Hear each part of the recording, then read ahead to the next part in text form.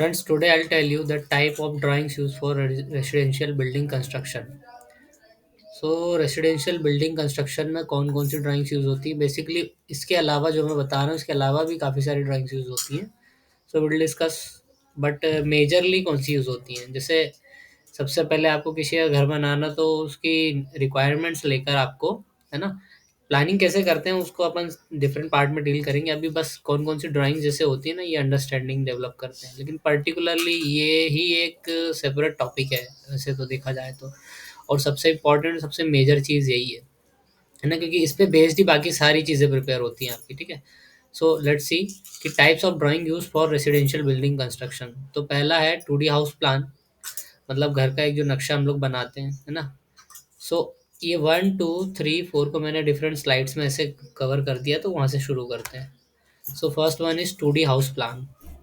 सबसे पहले हमको एक प्लान बनाना पड़ता है क्लाइंट का, जो भी उसका प्लॉट साइज़ है उस वो लेकर, है ना, और उसकी प्लॉट कंडीशन के हिसाब से। जैसे आपने प्लॉट साइज़ उससे पूछ लिया, देन उससे प्लॉट कंडीशन पूछी कि भैया आपके घर का फेसिंग क्या है, घर के पीछे क्या है। अगर ऑलरेडी प्लॉट है तो घर के पीछे वाला हिस्सा पैक माना जाएगा। राइट और लेफ्ट में क्या है, अगर राइट और लेफ्ट में रोड है देन ओपन है, अगर रोड नहीं है किसी और का प्लॉट है तो उसको भी पैक माना जाएगा। जैसे ये देखो, इधर भी कोई वेंटिलेशन का स्कोप नहीं है, इधर भी नहीं है।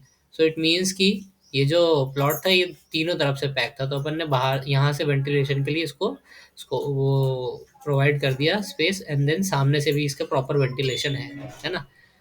First thing is 2D house plan, and based on your 2D house plan, फिर आपको उस प्लान को प्लॉट में एग्जीक्यूट करने के लिए, है ना, उसमें कॉलम ओरिएंटेशन करना पड़ता है, ठीक है। तो ये भी this is the different part of the learning, इसको आपको पूरा डिटेल सीखना पड़ेगा।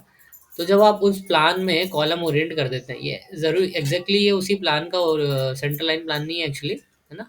There are many drawings I have, तो मैंने उनको ऐसे जस्ट एक ओवरव्यू के लिए अलग अलग ड्राइंग्स को ऐसे मर्ज कर दिया, ठीक है। सो आपका कॉलम ओरिएंटेशन ड्राइंग बनती है, ठीक है। तो कॉलम ओरिएंटेशन के हिसाब से फिर सेंटर लाइन प्लान बनता है, और सेंटर लाइन प्लान ही वो होता है जिससे आप साइड में लेआउट डालते हो, जिसको हम चूना डालना कहते हैं ना। तो उस पर बेस्ड आपका ये सेंटर लाइन प्लान बनता है, और यही सेंटर लाइन प्लान आप वहाँ पे ग्राउंड में उतारते हो, जिसके बेस पे आपका फिर एक्सकेवेशन होता है, देन फर्दर आपको कंस्ट्रक्शन चालू होता है, ठीक है।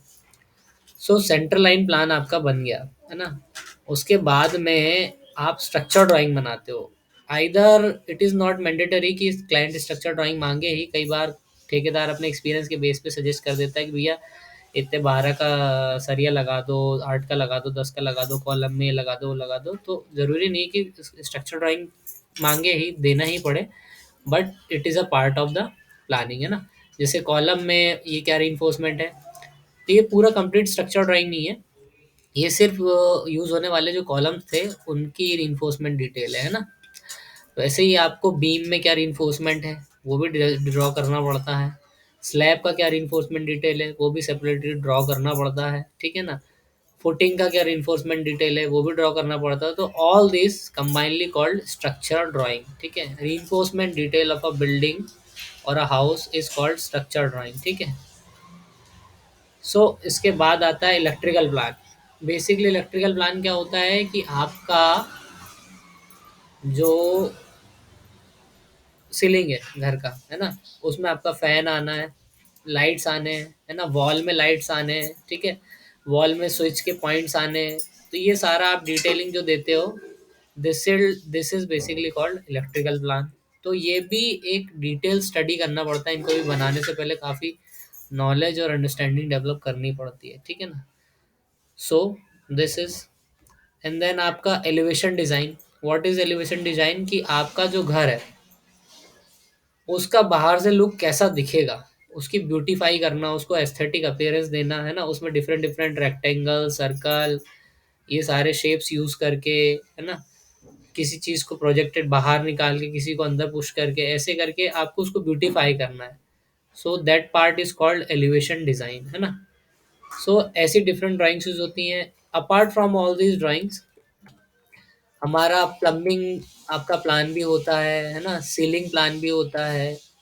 सो मल्टीपल ड्राइंग्स होती हैं, बट बेसिकली दीज इतना अगर आप बना लेते हैं तो देन आप किसी भी रेसिडेंशियल प्रोजेक्ट को, मॉडरेट लेवल के रेसिडेंशियल मतलब 2 मंजिल 3 मंजिल के घर को आप कंप्लीट कर सकते हैं, है ना? हाउस प्लान बना लें अगर आप, है ना? आप सेंटर लाइन प्लान बना लें, तो इनके बेस पे भी आप पूरा घर बना सकते हैं, है ना? ऐसा भी, दिस इज़ ऑल्सो पॉसिबल, ठीक है? देन आप structure drawing, if client wants then only we will provide structure drawings, है ना? Otherwise it is based on the interest of the client, ठीक है? देन इलेक्ट्रिकल प्लान, ये this is also not mandatory.